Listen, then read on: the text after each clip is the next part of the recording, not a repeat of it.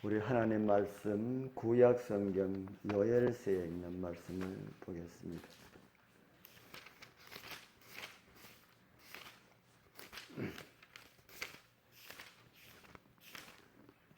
요엘서 2장 31절 32절에 있는 말씀을 보겠습니다. 요엘서 2장 31절 32절 여호와의 시작. 여호와의 크고 두려운 날이 이르기 전에 해가 어두워지고 달이 핏빛같이 변하려니와 누구든지 여호와의 이름을 부르는 자는 구원을 얻으리니 이는 나 여호와의 말대로 시온산과 예루살렘에서 피할 자가 있을 것이며 남은 자 중에 나 여호와의 부름을 받은 자가 있을 것임이니라. 아멘. 구약의 선지자 요엘은 예수님의 오심을 알리는 징조를 말씀하면서 하늘에서 일어날 징조들을 말씀을 하셨습니다. 해가 어두워지고 달이 핏빛같이 변하는 징조들이 일어날 것이라고 말씀하셨습니다. 오늘은 주의 오심의 징조라는 제목으로 말씀을 준비하였습니다.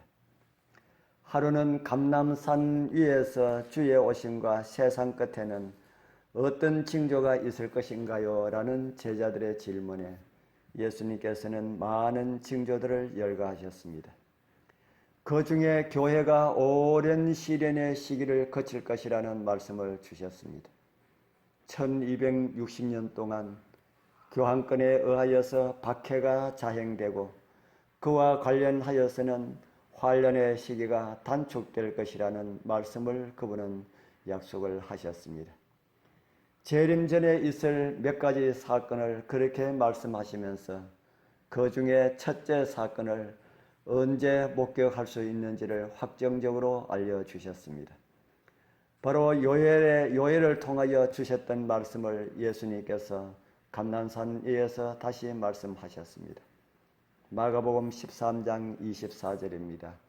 그때에 그 환란 후에 해가 어두워지며 달이 빛을 내지 아니하리라. 1260일 곧 1260년 기간은 1798년에 끝나지만은 예수님께서 그 시간을 당겨줄 것이라는 말씀처럼 박해는 그보다 25년 앞서 거의 사라졌습니다. 그리스도의 말씀에 의하면은 해가 어두워지는 사건은 박해 뒤에 일어납니다. 이 예언은 1780년 5월 19일에 성취되었습니다. 그때의 상황을 한 일간지는 이렇게 기록하고 있습니다. 그런 현상 중에 가장 신비하고 설명할 수 없는 거의 독보적이라 할 수 있는 사건은 1780년 5월 19일에 일어난 암흑일 현상이다. 뉴 잉글랜드 지역의 하늘과 대기 전체가 설명하기 불가능한 어둠으로 뒤덮였다. 그리고 그 같은 천년계의 징조를 가리키는 사건은 그것으로 끝나지 않고 이어졌습니다. 그날의 칠흑 같은 어두움에 이어서 저녁이 되기 1~2시간 전에 하늘의 일부가 맑아졌습니다. 또 태양이 나타났지만은 검고 짙은 안개 속에서 뚜렷하게 드러나지 않았습니다. 그 같은 현상을 또 다른 일간지에는 이렇게 기록하고 있습니다. 해가 진 다음에 구름이 다시 나타나 순식간에 어두움이 짙어졌다. 그날 밤의 암흑 또한 낮에 발생한 암흑 못지않게 이상하고 두려웠다. 보름달에 가까운 달이 떴지만은 인공적인 빛의 도움이 없이는 아무것도 분간할 수가 없었다. 낮에처럼 밤에도 보름달이 떠올랐지만은 깜깜한 그런 어두움이 계속되었다고 기록을 하고 있습니다.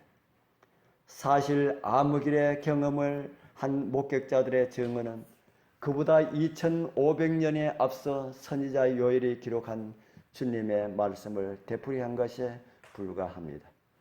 오늘 우리는 시작할 때에 여호와의 크고 두려운 날이 이르기 전에 해가 어두워지고 달이 핏빛같이 변하리라는 요엘서 2장 31절의 말씀을 읽었습니다. 예수님께서는 백성에게 재림의 징조를 주의 깊게 살펴보라고 하셨습니다. 예수님께서 오시는 예수님의 재림을 알리는 그 징조를 보고 기뻐하라고 주님께서 말씀하셨습니다. 예수님께서 그러한 말씀을 하시고 가신 지 2000년이 지났습니다. 말씀하신 천년계의 징조가 일어난 지도 235년이 지났습니다. 이제 다시 세상은 어둠이 깔리기 시작합니다. 온 세상은 도덕적 기준도 어둠에 사라지고 그리스도인들의 기준도 따라서 사라져가는 듯이 보입니다. 어떻게 사는 것이 바른 생활인지, 어떤 모습으로 사는 것이 영원한 하늘에서 사는 준비를 이루는 것인지 분간이 되지 않습니다. 이 모든 현상들은 예수님의 재림의 직전에 일어날 틀림없는 징조를 이루는 것만큼은 틀림이 없습니다. 이러한 시기에 일어나는 또 뚜렷한 징조는 온 세상에 복음이 전해지는 것입니다. 지금은 그 일도 이루어질 수 있는 만반의 준비가 갖추어져 있습니다. 인간이 만든 기계 문명의 발전은 오늘 일어나는 일들이 바로 온 세계에 전해질 수 있는 그런 시대가 바로 오늘 이 시대입니다. 복음도 이런 방법으로 전해질 수가 있다는 것입니다. 문제는 하나님의 계명과 예수의 증거를 가진 백성들의 태도입니다. 하나님께서는 그들의 손으로 이 사업을 마치고 싶어 하십니다. 우리가 일어나면은 주님의 재림은 바로 일어날 수가 있는 시간이 되었다는 것입니다. 지금은 졸고 있는 시기가 아닙니다. 이 시대는 우리의 삶을 위해서만 살아가는 시간이 아닙니다. 지난 안식일에 드린 말씀처럼 우리는 허리에 띠를 띠고 등불을 켜서 들고 서 있어 서 기다려야 하는 그런 시간입니다. 이 땅에 10년 아니면 20년 평안하게 사는 것보다 하늘나라를 앞당기는 것이 우리의 행복이 훨씬 더 나은 것이 아닙니까? 일어나서 함께 준비하게 되길 바랍니다. 그리고 함께 있는 가족들에게, 이웃들에게 우리는 하늘 가기 위하여 살아가야 한다는 것을 보이면서 살아가게 되기를 바랍니다. 그렇게 살기 위해 기도하면서 준비하는 우리 모두에게 오늘도 이김을 주시는 하나님의 은혜가 함께하기를 축복합니다. 기도드리겠습니다.